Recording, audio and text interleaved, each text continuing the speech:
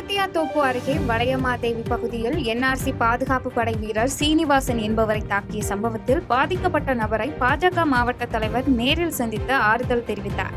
கடலூர் மாவட்டம் சேத்தியாத்தோப்பு அருகே வளையமாதேவி பகுதியில் என்எல்சி சுரங்க விரிவாக்க பணிக்காக பாதுகாப்பு பணியில் ஈடுபட்டிருந்த மத்திய தொழிற்சாலை பாதுகாப்பு படை வீரர் ஜெய்தேவ் என்பவர் வளையமாதேவி பகுதியைச் சேர்ந்த சீனிவாசன் பாதுகாப்பு படை வீரரை தாக்கியுள்ளார்.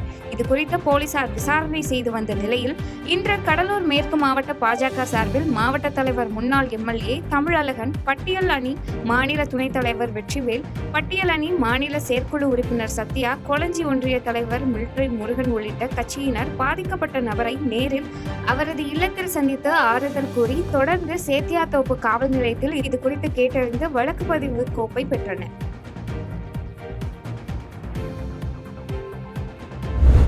குடியரசு துணைத் தலைவர் வேட்பாளர் ஆதரவு விவகாரத்தில் முதலமைச்சர் தனது முடிவை பரிசீலனை செய்ய வேண்டும் என பாஜக முன்னாள் மாநில தலைவர் அண்ணாமலை கருத்து தெரிவித்தார். மறைந்த நாகாலாந்து ஆளுநர் இல கணேசன் தியாகராஜ நகர் இல்லத்திற்கு நேரில் சென்ற பாஜக முன்னாள் மாநில தலைவர் அண்ணாமலை இல கணேசனின் உருவப்படத்திற்கு மலர் தூவி அஞ்சலி செலுத்தினார். மேலும் உறவினர்களுக்கு ஆறுதல் தெரிவித்தார். தொடர்ந்து செய்தியாளர்களை சந்தித்து பேசிய அவர், தமிழகத்தில் அனைவரும் ஒன்றாக இருந்து சிபி ராதாகிருஷ்ணனை வெற்றி பெற செய்ய வேண்டும் என்பது எங்கள் கட்சியின் விருப்பம் என்றும், கடந்த காலங்களில் பிரதீபா பாட்டீலுக்கு சிவசேனா கட்சியினர் ஆதரவு கொடுத்தார்கள் என்றும், இந்த விவகாரத்தில் அரசியல் பார்க்காமல் சிபி ராதாகிருஷ்ணனோடு நிற்பார்கள் என்று நம்புகிறோம் எனவும் தெரிவித்தார்.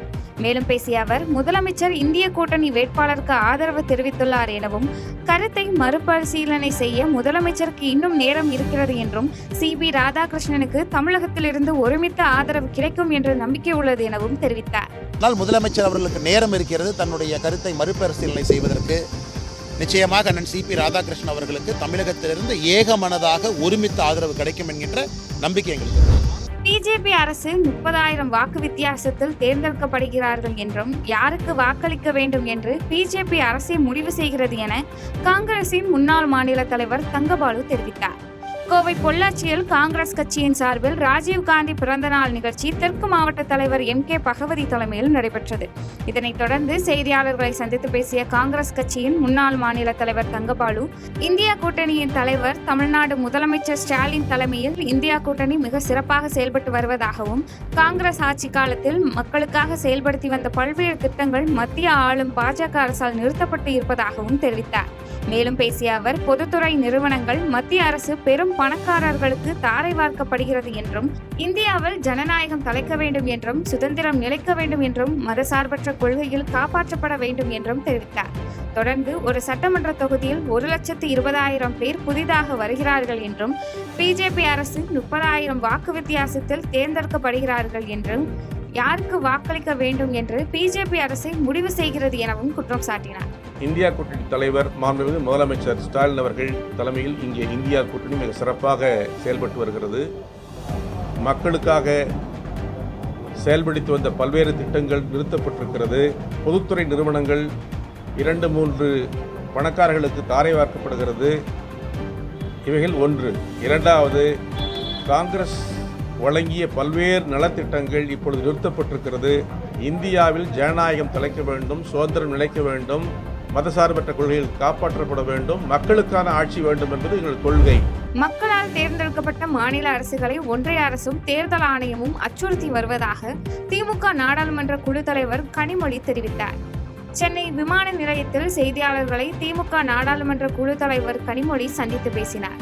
அப்போது பேசிய அவர், நாடாளுமன்றத்தில் ஒன்றிய அரசு மசோதாக்களை நிறைவேற்றும் போது தன்னிச்சையாக செயல்படுகிறார்கள் என்றும், முக்கியமான மசோதாக்களை ஒன்றிய அரசாங்கம் நாடாளுமன்றம் முடியும் இறுதி நாள் வரை காத்திருந்து கொண்டு வருவதை வழக்கமாக கொண்டிருக்கிறார்கள் எனவும் குற்றம் சாட்டினார்.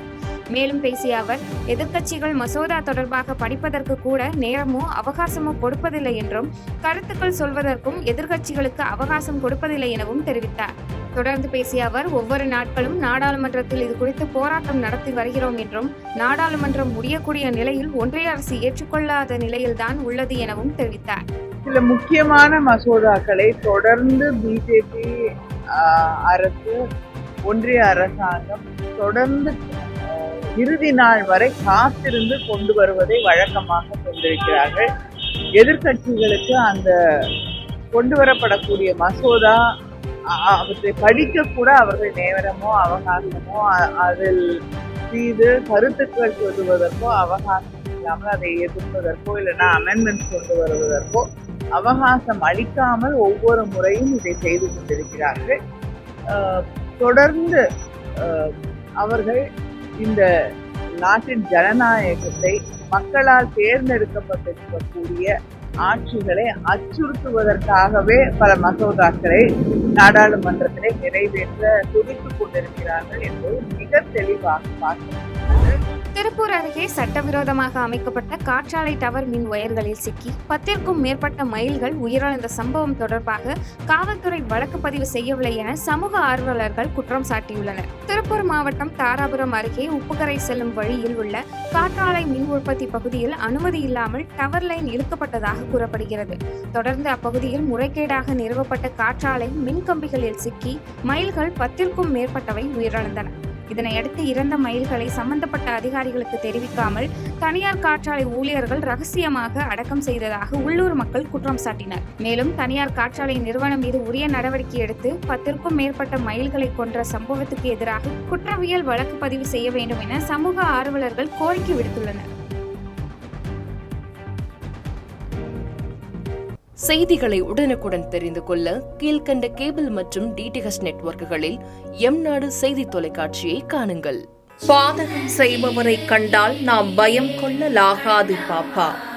மோதி மிதித்து விடு பாப்பா, அவர் முகத்தில் உமிழ்ந்து விடு பாப்பா. அண்மை செய்திகளை உடனுக்குடன் தெரிந்து கொள்ள இணைந்திருங்கள் எம்நாடு தொலைக்காட்சியுடன்.